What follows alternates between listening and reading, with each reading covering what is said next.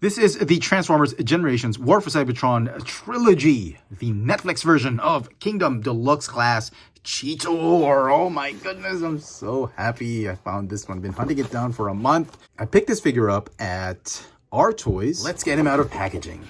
And here is Netflix Cheetor out of packaging, and let's just cut right to the chase because this is what this video review is all about. It's just a comparison between the Kingdom Cheetor and this Netflix version. And for me, I actually like this one better. The Netflix Cheetor, I think for me is, I don't know, it's probably more toy accurate and to a certain extent more show accurate. This one, the Kingdom Cheetor had a lot of flaws, but it also did have a lot of good points.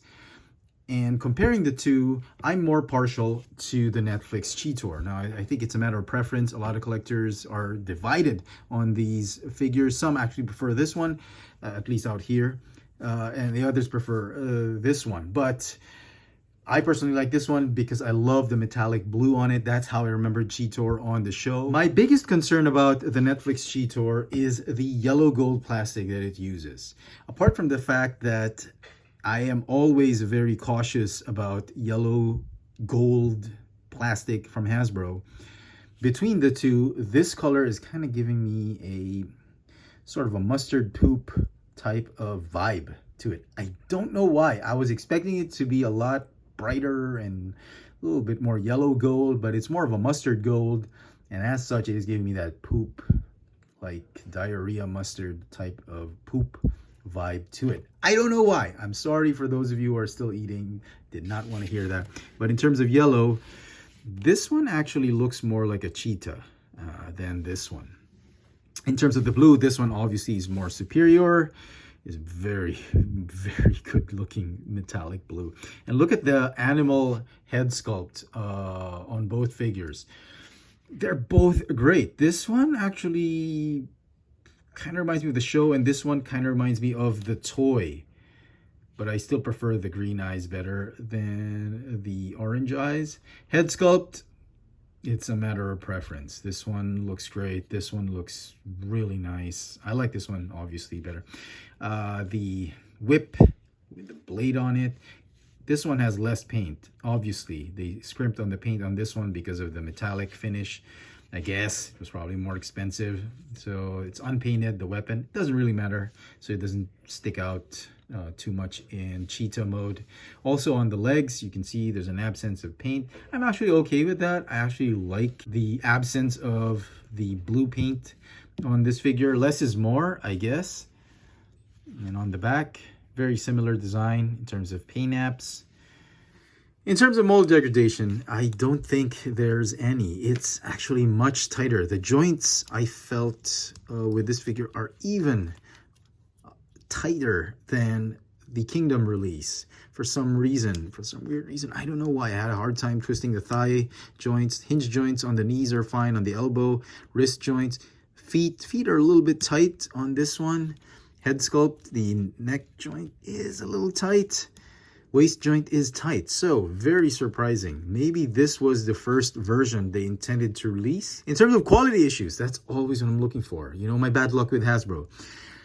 As far as the robot mode goes, I have not transformed this figure. If you look closely at that cheetah head, you can see right here on the right eye of the cheetah, somebody dug his nails on that eyeball. And you see right there, that's one's smooth, this one's not. Kind of sucks, but it's forgivable. And you can clearly see right here, it's a lot smoother on the right side of his nose or his cheek. And here there's a little bit of a line, maybe hair landed on it when the paint was wet. So there's a little bit of a vein going on right there, but small, very minor issues. So let's transform him into his cheetah mode very quickly. So let me see if I can still do this. Okay. All right. And okay, I've not transformed this figure, so I don't know if there are any quality issues. Hopefully there are not. Okay. And here, okay, yep, useless flap. Black Arachne is here. Kidding.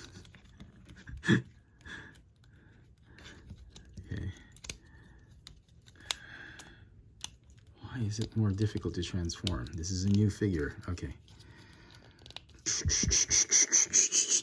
Cheetor minimize. No, I'm kidding. That's not how it happens. Cheetor minimize. No. When the surge of energy comes,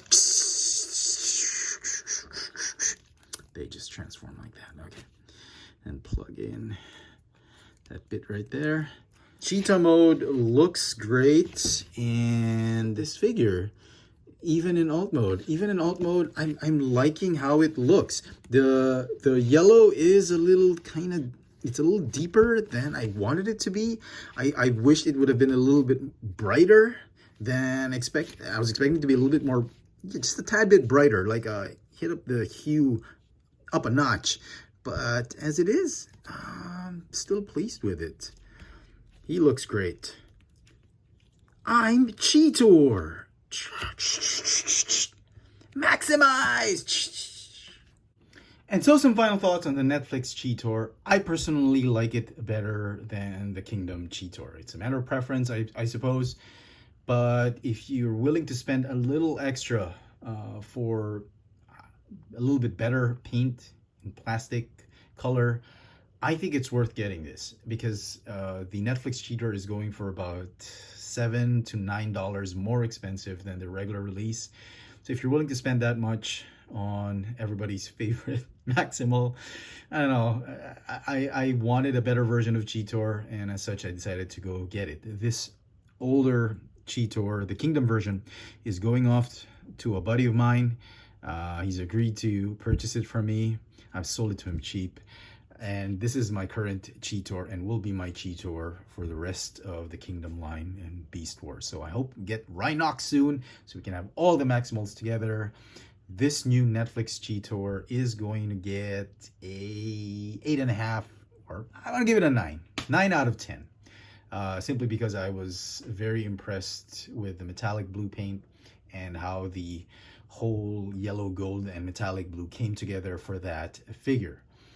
Let me know in the comment section what you think of this new Netflix Cheetor figure. Are you partial to the old Kingdom version, or are you looking to get this new version? Let me know in the comment section what you think. And as always, hit that notification bell so you never miss out on any of my latest video reviews. If it's your first time here, please subscribe. If you want to help the channel out, please check out my Patreon account. There's a link in the description box below. Thanks for watching.